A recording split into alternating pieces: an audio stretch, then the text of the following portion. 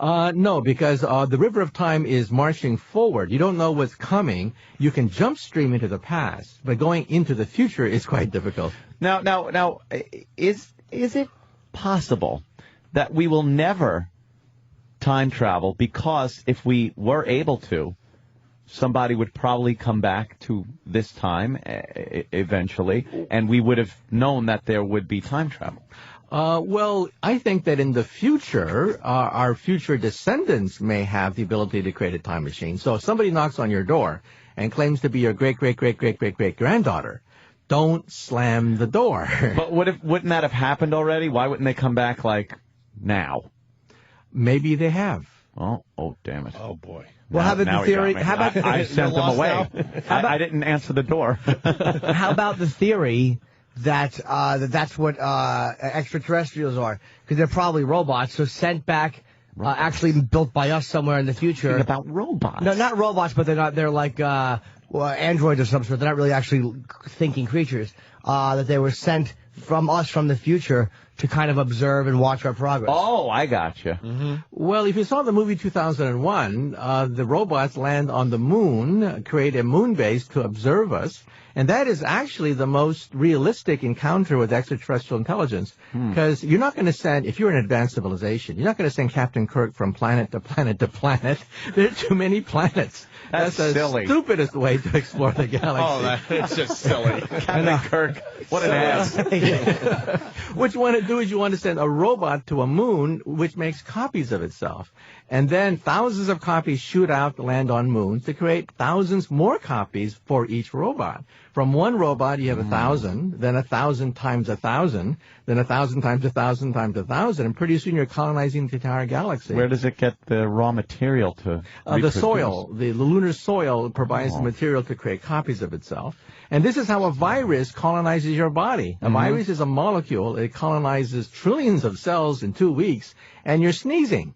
But it's a molecule. So how does a molecule colonize your body to give you a cold? By landing on a cell, hijacking the reproductive machinery so that it creates thousands of more copies of itself, viruses. Right. This means that on our moon, there is probably evidence of a previous visitation on our moon.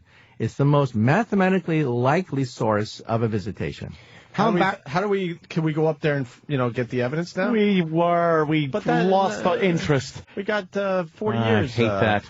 We should go back. Better technology. What do you think? Go back to the moon? Should we go back as people or machines? I think as machines, because it costs $10,000 to about a pound of anything just around the Earth. That's your weight in gold. To go to the moon would cost your weight about $100,000 per pound. That's an awful lot of money to go to the moon. Yeah, that is. And how do we know they even hit that moon? They might have, who knows, those dumb aliens. They may have thrown it on one of Jupiter's moons and gone, all right, we got this area covered. And they're still waiting for someone to pop up on Jupiter. Yeah, you don't know. And you believe in aliens. I mean, we had an astronaut come out 2 days ago saying that the government's covering up. They want Obama to open some files. You have no doubt that there's other things out there. Yeah. In fact, just yesterday, it was announced that we have discovered the first Earth-like planet that weighs twice the mass of the Earth. It's too close to its mother star to have liquid water. But, hey, we almost got a bullseye there. That's the holy grail, to find a twin of the Earth in outer space. So the Kepler satellite went up a month ago to look for 600 of these things. So late at night, when you look in the night sky, you will wonder if anyone's looking back. Yeah, that's true. That has always been a little freaky. Somebody kind of looks at our star and is like, just kind of looking at it, not knowing that we're whizzing around it like that. Yeah. What about cell phones? What about cell phones? What are they going to become? Oh, in the future? Yeah. Technology. Yeah. He knows a little bit about technology. Let me tell you what the Internet's going to become. The Internet's going to become the magic mirror of Snow White and the Seven Dwarfs. Many futurists believe that the future will look like a Disney movie. For example, the magic mirror, you go up to it and say, mirror, mirror on the wall, and it answers any question you want. That's what the Internet will become eventually. Peter Pan is the future of medicine.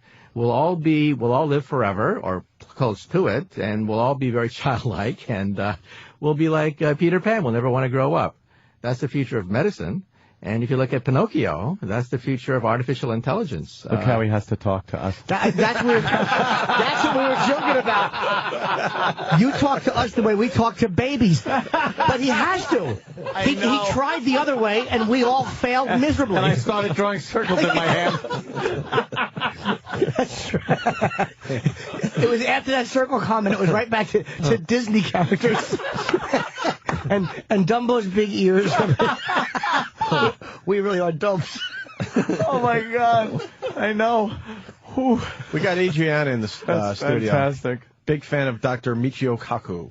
Oh. She's the VP of Marketing here at SiriusXM. Hi. Hello. Wants her book signed, but I'm wondering maybe she has a question for the great doctor. Maybe you have a little more intelligence than us. Yeah, maybe. Yeah, Is that hard? Yeah, exactly. We're just being slammed by a genius. I love it. Sure, step on up. Take Danny's mic. Well, I just have to say I'm a huge fan, so I'm very happy to be here. Oh, well, thank with you.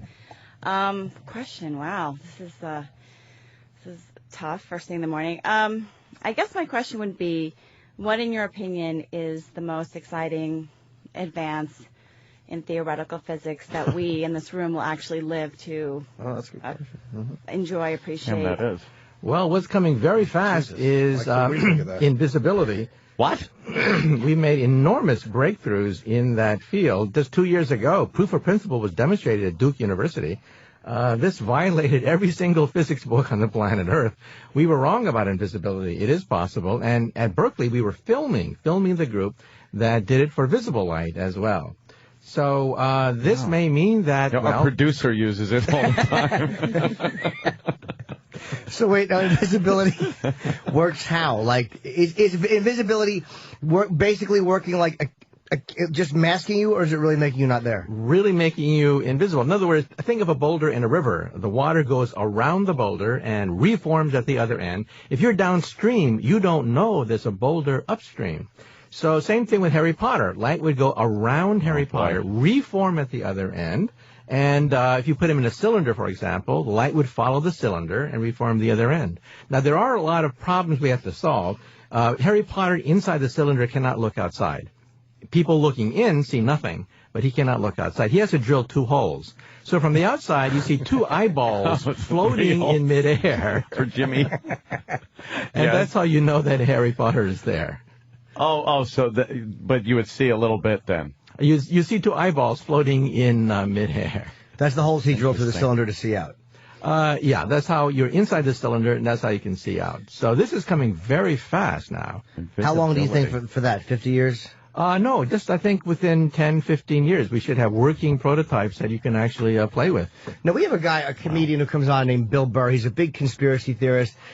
But I actually tied in something you said to what his paranoia, which was he was talking about how, like, when you look at the way the banks are collapsing and all the monetary stuff, it looks like it's going into one giant world government. And he was saying it's this crazy conspiracy and it's negative. But I started trying to explain your theory of going from type 0 to type 1. Whereas though maybe there's greed involved with it on some level, there is a certain natural progression going towards just becoming one planetary group. I think it's inevitable. Unless we blow ourselves up, we will become a type 1 civilization in about 100 years. The Internet is the beginning of a type 1 telephone system, a planetary telephone system. The European Union, when you talk about the economy, is the beginning of a type 1 economy. You got NAFTA, the European Union. English will be the planetary language. It already is the language of elites. And we're seeing the beginning of a type 1 culture. Rock and roll, blue jeans, rap music. That's the beginning of a type 1 youth culture. That's planetary. But is that stuff all, like, a lot of people tie that into something being negative, too. Like, a couple of, these elites will control the banking. They'll control us through controlling the banking. How do you kind of say that, no, that's a good thing. That's not a negative control the sheep thing?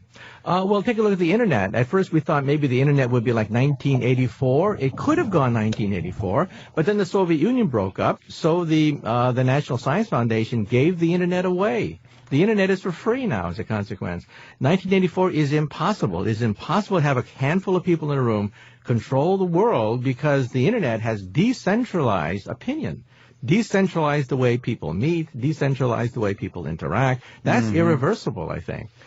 So we're headed for a planetary civilization that's more democratic. Now, terrorism. Terrorists really hate going to a Type 1 civilization because a Type 1 civilization is multicultural, multi-ethnic, progressive, scientific, not religious.